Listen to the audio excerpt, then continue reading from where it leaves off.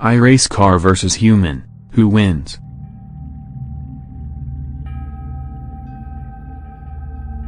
By Matthew Knight, CNN. Updated 0852 GMT, 1652 HKT, December 20, 2017. Human vs autonomous car, who wins the race? 4:10. The new season of CNN's Formula E show, Supercharged, premieres on December 23 at 12:30 p.m. EST.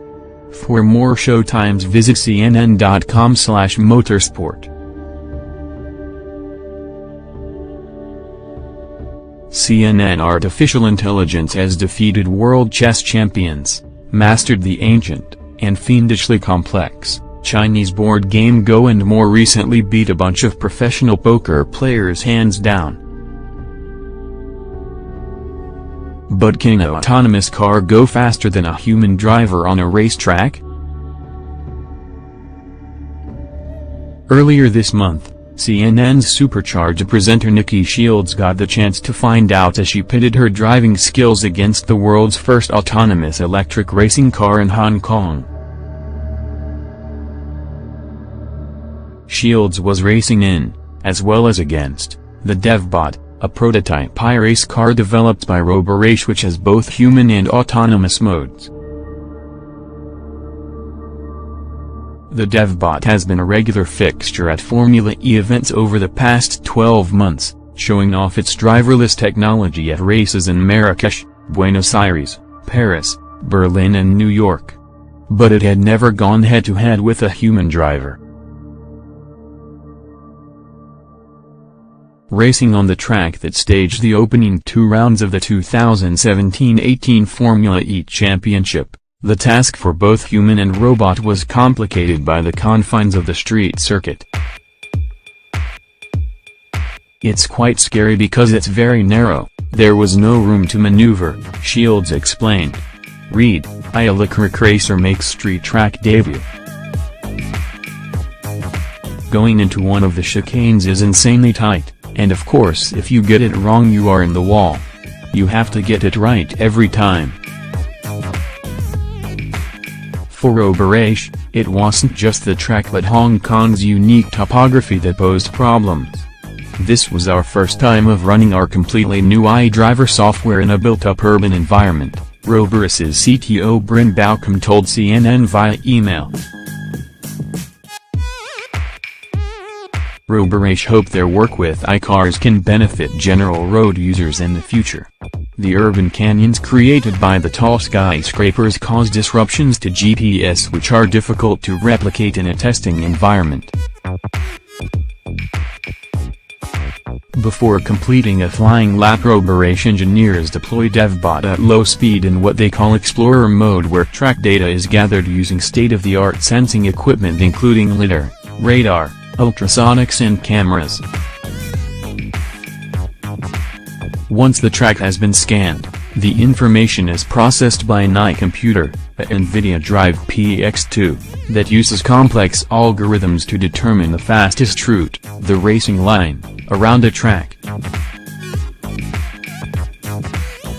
Compared to a human, the main challenge is how fast it takes for the iDriver to adapt and learn a new track, Baucom said.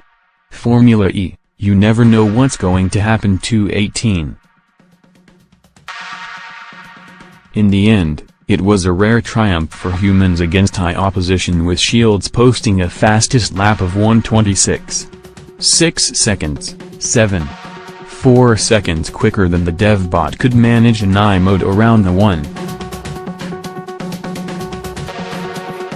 For the victor there was pleasure and relief, but also a slight sense of disappointment.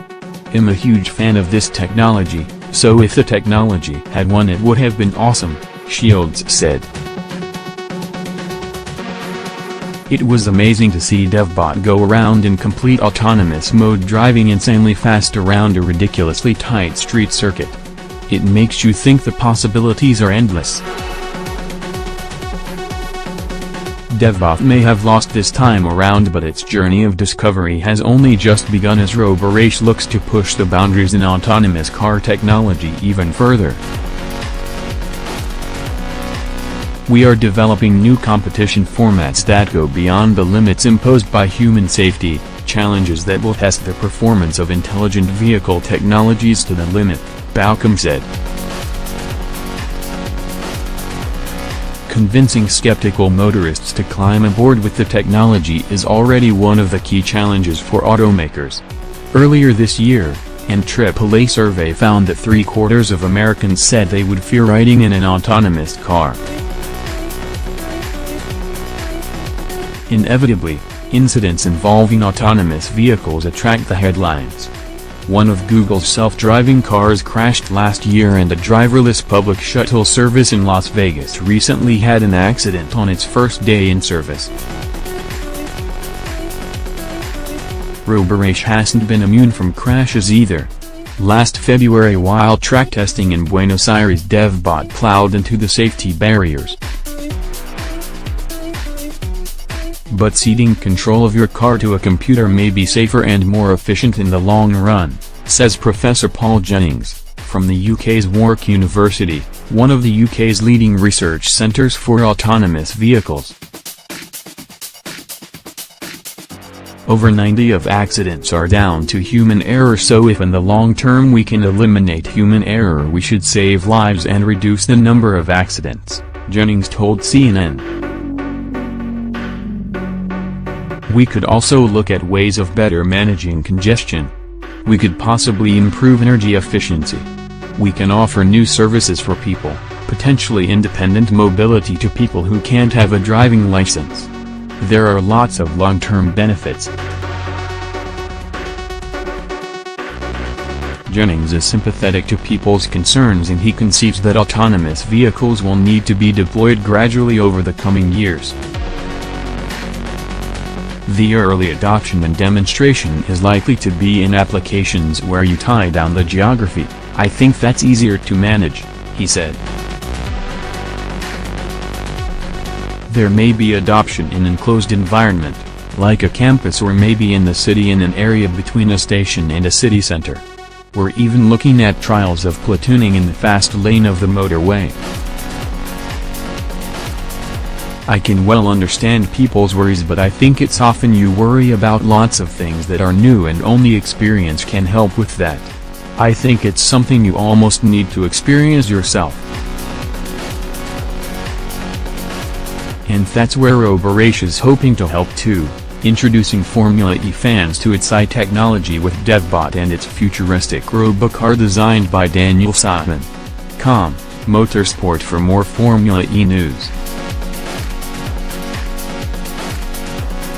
Ultimately, the challenges are designed as an extreme R&D lab where innovations can be brought to future road cars, while the track events play a role in building public engagement and trust, Baucom said. So what next for Roborace? Nikki and DevBot are both up for a rematch, so watch this space.